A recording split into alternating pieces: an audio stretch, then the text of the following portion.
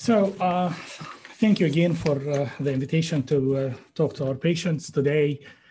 I don't have an exciting talk like Dr. Cohen did about CAR T cells, but I will talk about three drugs. I will try to quickly go through the new developments in these drugs with regard to ASH updates. The first one is Eprodomite. Eprodomite is a second-generation IMiD. As we all know, lenalidomide and pomalidomide are really the main backbone of treating multiple myeloma. Unfortunately, resistance do develop, and we are now developing a second-generation or third-generation drugs called CELMoD or cerebron modulators. One of them is Eprodomite, or called CC220. That has 20-fold affinity for cereblon, which is a protein where lenalidomide and pomalidomide can bind to. It definitely have shown some anti-myeloma activity even after resistance to lenalidomide and pomalidomide, at least in cell lines. And it has more efficacy in degrading products downstream that can lead to anti-myeloma activity, and also is very effective in stimulating the immune system. This data was presented in ASCO last year, and Dr. Laniel presented this data and showed that in a heavily pretreated patients using IBER, I will call it for ease, with dexamethasone, has resulted in about 33% or 32% overall response rate.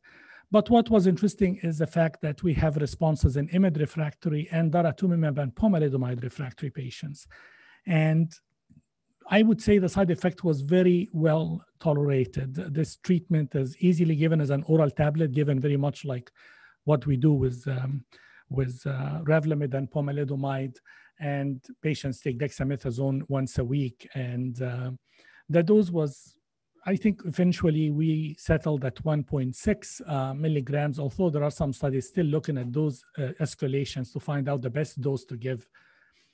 And in ASH this year, there was two updates, one combining the IBER with daratumumab and one with Velcade, and both of them are given with dexamethasone.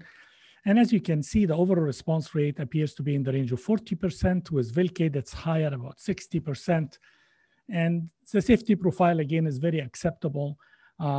Patients are doing very well, and enrollment is currently ongoing in those trials. We have those trials in our center, and I can tell you that a lot of patients actually that even relapsed after CAR T cells go on Eprodomite and actually do have good responses and very durable responses. So we are expecting this drug to be hopefully approved early next year. Another drug that I just will mention very quickly is Celine XR. And Celine XR is an oral anti-myeloma drug that actually inhibits the transport of proteins between the nucleus and cytoplasm. And by preventing the shuffling of those proteins, some of those proteins are toxic to the nucleus. They can accumulate inside the nucleus and kill the myeloma cells.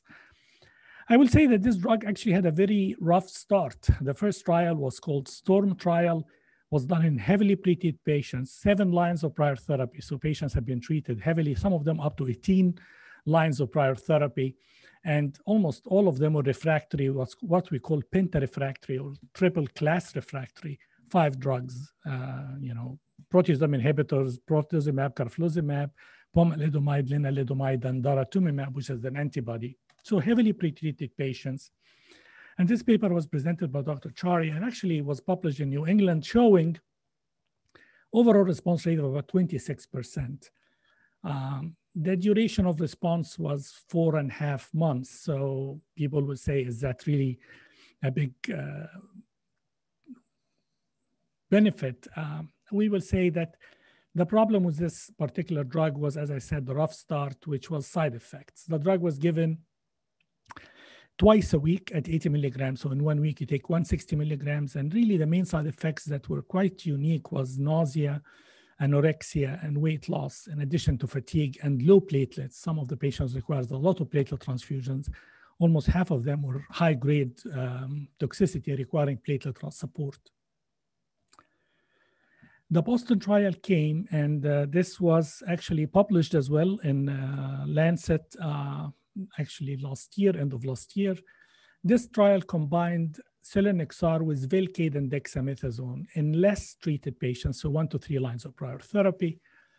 The Velcade is given routinely twice a week, and that's how it was given in the old days with dexamethasone. But in Celine XR arm, when we combined the Velcade and dex, it was given once a week subcutaneously, and Celine XR was given at a lower dose of 100 rather than the 160 that was given previously.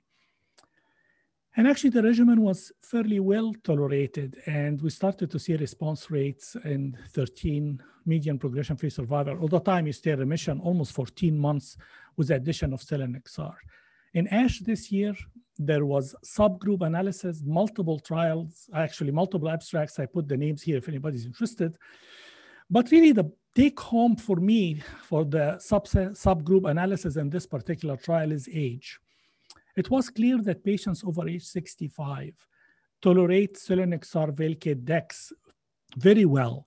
You have to remember, if you remember the design I showed you, patients are receiving less Velcade in this arm, almost 40% less Velcade, because they receive Velcade once a week rather than twice a week. So they were able to stay in treatment longer.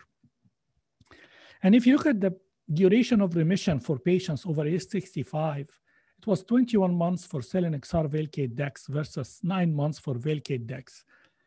Also, the trial, another abstract showed that the high-risk cytogenetics versus standard risk cytogenetics do very well with addition of Celine XR, 13 months versus 8.5 months.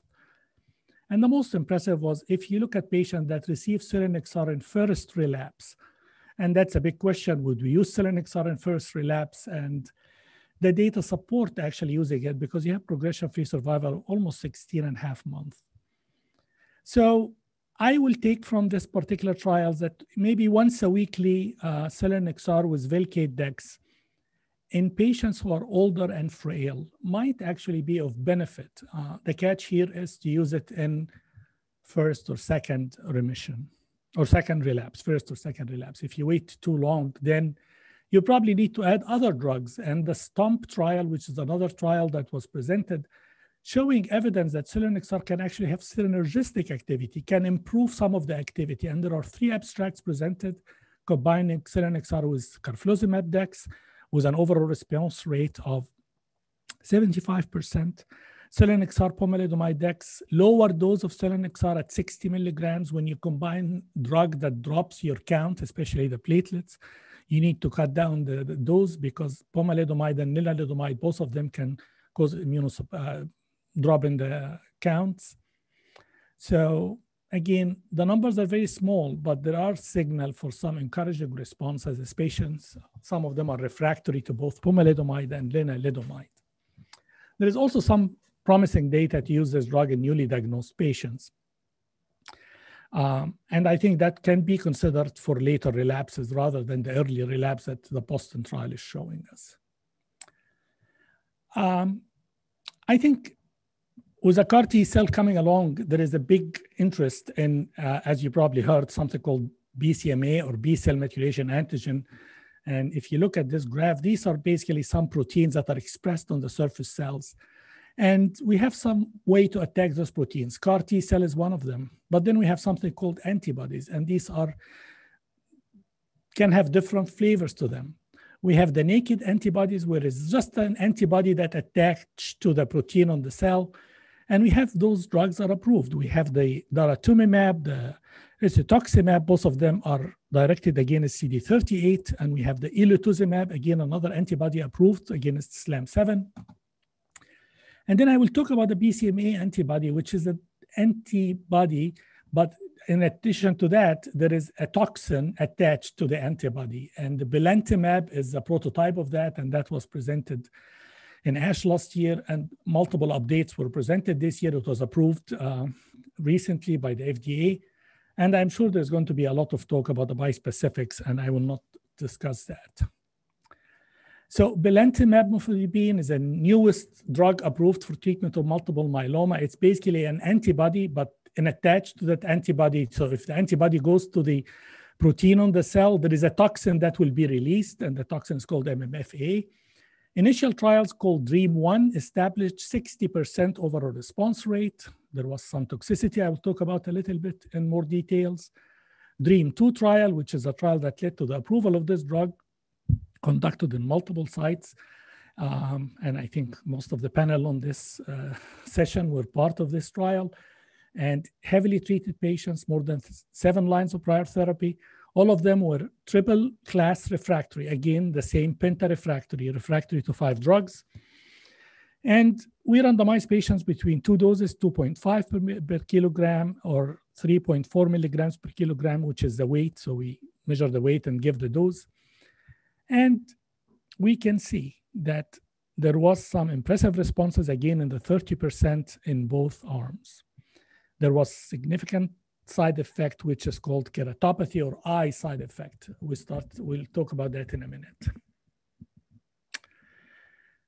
In ASH this year, there was an update about the durability of those responses. And we know now that the median duration of those responses are 11.5 months. Some of our patients are still on this treatment long-term. And the dose that's approved by the FDA was 2.5 milligrams per kilogram. The median survival was in excess of a year. And there were 2 abstracts presented about how this drug can overcome high-risk cytogenetics, so deletion 17 and other drugs can be overcome by this particular molecule, as well as in renal failure. It appears to be safe in renal insufficiency, actually, rather than renal failure. We have not used it in patients on dialysis, but because it's an antibody, we suspect it should be safe, although the fact that there is a toxin attached to it makes us a little bit more careful with this drug. The big problem was the corneal events, and that was another abstract presented in ASH. And the most of what we have seen is called keratopathy, or basically some damage to the cornea that the ophthalmologist, when he looks in your eye, can see. Some of the patients complained of blurred vision, some dry eyes. We always ask patients not to drive in the first couple of at least weeks when they receive the drug. There are some decrease in visual acuity that we have detected. And the patient that have been on this drug always require an eye exam before each infusion of this drug. The good news is that most of those side effects are reversible. And once we delay the treatment, we actually see some resolution of those side effects. There are corneal side effects in particular. We stopped the treatment, and I was always surprised. I stopped the treatment on a patient, and 6 months later, they are still in good remission. We have been delaying the treatment because of the eye side effects. So despite the fact we are delaying treatment, we are not losing the response. And that is something important to keep in mind. But definitely, we need to do better with regard to taking care of those side effects. Only 3 patients discontinued due to corneal side effects. So despite the fact it occurs, and I think that's related to the fact we are doing exam every month. And if we pick it up, we stop the treatment immediately or delay the treatment rather than continue. And I think patients need to be aware that if you develop those treatments, if you develop the side effects, you have to tell us. Unfortunately, some of our patients will say, oh, I don't want to stop the treatment because I'm worried they will. So they don't tell us that they have blurred vision or some dry eyes, and that results in worsening of those side effects if we continue the treatment. In ASH this year, there was combination. Every time you get a good drug in myeloma, you probably figured it out. We add other drugs to it to improve the responses. Again, very small number of patients. I'm not going to present much, except with pomalidomide, the overall response rate was about 86%. When you add Velcade to the belantamab, the response rate is about 78%. So definitely a promising drug in our new arsenal for treating multiple myeloma, and it is an important drug. The question that I think people will ask, so if you attack BCMA with a CAR T cell or with belantamab, can you go to CAR T cells afterwards, or can you go to the belantamab after CAR T cell? And I think we can discuss that in the discussion and see what other folks will think.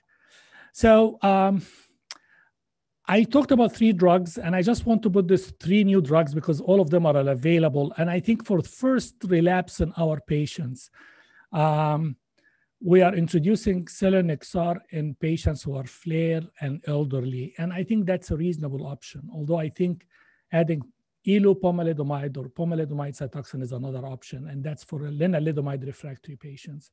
Fit patients, we usually do daratumumab upfront with combinations. Len-sensitive patients, meaning lenalidomide sensitive, we always add either an antibody like ELO or DARA or carfilzomib, depending on the cytogenetics. More than second relapse, I am putting belantamab early on if they have good organ function.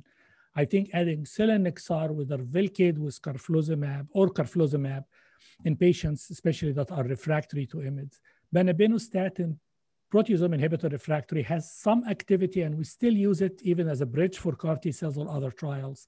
But really the main bulk of relapse, especially after second or third line of therapy, will be the CAR T cells bispecifics. I think Eprodomite as a drug is very promising. Other drugs, every center has their own trials. We have CD74, we have some BRAF antibodies directed therapy. If the patient has poor organ functions, we usually still use the chemotherapies. I know nobody talks about chemotherapies anymore, but the VDT base with melphalan and some supportive cells. Some chemotherapeutic agents, especially Doxil or Adriamycin or alkylating agents like bendamustine, and some cytogenetic abnormalities, we can use venetoclax. That's what I have to say, and I think I'll stop here. Thank you.